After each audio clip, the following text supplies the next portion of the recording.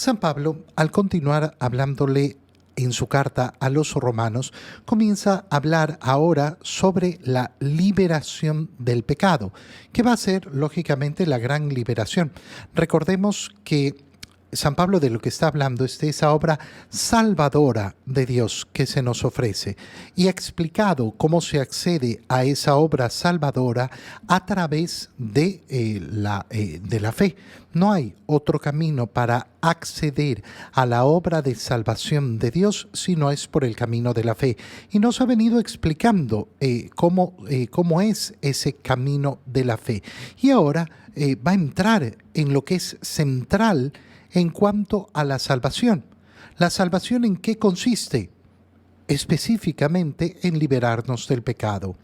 La gran liberación que nos ofrece Dios es sinónimo de la gran salvación que nos ofrece Dios. Es esa, la salvación del pecado, la liberación del pecado. Y por eso San Pablo empieza esta parte diciendo, no dejen que el pecado domine su cuerpo mortal. No dejarnos dominar por el pecado, pero apela inmediatamente al cuerpo. ¿Por qué apelar al cuerpo? Porque lógicamente todos los pecados han entrado en sus tentaciones desde fuera. El pecado nunca se produce fuera del ser humano. Esto nuestro Señor Jesucristo nos lo ha dicho con total claridad. No son las cosas que vienen de afuera, pero lógicamente nosotros tenemos una inclinación a las cosas del mundo que nos llevan al pecado. Y entonces, ¿qué es lo que tenemos que hacer? Liberar nuestro cuerpo mortal para no ser dominados por el pecado. Y dice San Pablo, de tal manera que no los obligue a seguir sus malas inclinaciones. ¿Qué está diciendo San Pablo entonces? Que hay que fortalecer. Hay que fortalecer nuestro espíritu para fortalecer también nuestro cuerpo, de tal manera que no seamos obligados a seguir las malas inclinaciones. Si nosotros nos fijamos, la inclinación al pecado nunca va a ser el problema. Todos estamos inclinados hacia el pecado. Todos tenemos ganas, todos tenemos deseos, todos tenemos necesidades de una cosa o de otra, pero no es eso lo que va a determinar el pecado. El pecado está determinado por seguir esas malas inclinaciones. Esto es muy importante porque a veces se nos venden ciertas condiciones como si fueran imposibles de vencer o que la exigencia a algunas personas es mayor que a otras. Te pongo un ejemplo clarísimo en nuestros días. Una persona dice, yo tengo inclinación, gusto por las personas de mi mismo sexo, pero a mí la iglesia me trata mal, me trata de un modo en el cual me rechaza por mis inclinaciones. Falso. Absolutamente falso. ¿Por qué? Porque todos tenemos que luchar en contra de las inclinaciones que no van de acuerdo a la ley de Dios. Por más que esas inclinaciones sean gigantescas, por más que esas inclinaciones sean tremendamente fuertes. Ocurre exactamente lo mismo con una persona que tiene inclinación, gusto por el mismo sexo, como aquel esposo que tiene inclinación hacia su secretaria o hacia cualquier otra mujer. Y entonces, ¿qué tendrá que hacer uno y el otro? Luchar contra esas inclinaciones. Y nunca vamos a poner de excusa, pero es que tengo muchas ganas. Sí, lógico, la tentación es así. Toda tentación, toda inclinación hacia el mal produce deseos, produce ganas en nosotros. Y lo que nos está diciendo San Pablo es el camino de la liberación. Vamos a tener que luchar contra esas inclinaciones, no dejar que el pecado domine nuestro cuerpo mortal. Cuando nosotros al cuerpo le damos lo que nos pide, cuando le damos efectivamente lo que tengo ganas, deseos, inclinaciones, entonces ¿qué hago? Acostumbro al cuerpo a recibir eso.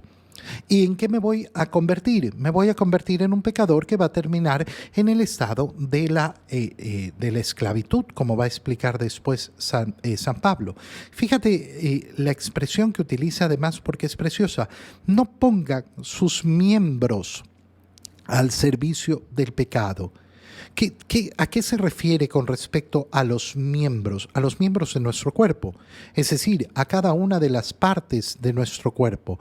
Que santifiquemos nuestro cuerpo, que lo santifiquemos alejándolo de esas tentaciones y luchando contra ellas, para que no sean instrumentos de maldad. Y nos dice, por el contrario, pónganse al servicio de Dios. ¿Por qué? Porque ustedes que estaban muertos, Él les ha dado vida. Pongan también los miembros, sus miembros, al servicio como instrumentos de santidad. Fíjate que el camino de santidad no es un camino desprendido del cuerpo. Es un camino en el cual el ser humano lucha en su integridad, cuerpo y alma. Por eso va a ser siempre tan importante desarrollar también esa fortaleza en nuestro cuerpo para dominarlo.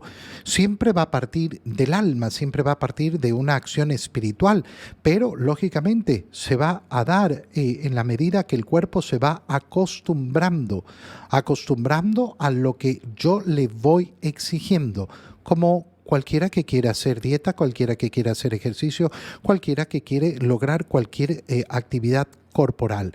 Yo no necesito en la vida espiritual ser el gran atleta. No necesito tener gran musculatura, pero sí tengo que tener dominio de mi cuerpo. Dominio para no darle al cuerpo lo que me pide a cada instante, sino saber que soy yo el que lo domino. Pongan por eso sus miembros al servicio como instrumentos de santidad. La oración, por eso, tiene una parte espiritual, que es ese hablar con Dios, pero se realiza de un modo corporal. Por eso tenemos posiciones al momento de orar, especialmente en la Santa Misa. Piensa cuando una persona dice, ay, no me gusta la misa porque me tengo que estar parando, me tengo que estar sentando, me tengo que estar arrodillando, a mí no me gusta arrodillarme. Bueno, es que no venimos a hacer lo que nos gusta, no venimos a hacer lo que nos da ganas de hacer, a seguir simplemente nuestros impulsos y sentimientos, sino a dominarlos. Así, dice San Pablo, el pecado ya no volverá a dominarlos, pues no viven ustedes bajo ese régimen de la ley. Y lanza una pregunta que puede ser un poco extraña. ¿Podemos entonces pecar, puesto que ya no vivimos bajo el régimen de la ley? ¿Qué está diciendo San Pablo? ¿Acaso está hablando de la imposibilidad de pecar? No, está diciendo que, lógicamente, si abrimos los ojos y vemos la vida a la cual nos ha llamado el Señor, la gracia que nos entrega, no queremos seguir siendo esclavos. ¿No saben ustedes que al someterse a alguien para obedecerlo como esclavos se hacen sus esclavos? Entonces no se sometan al pecado, porque entonces serán esclavos del pecado. ¿Y qué lograrán con ello? Su propia muerte. Tienen la posibilidad de vivir en plenitud la vida de gracia que nos da el Señor. Bueno, aprovechémosla y convirtámonos no en esclavos del pecado, sino en esclavos de la santidad.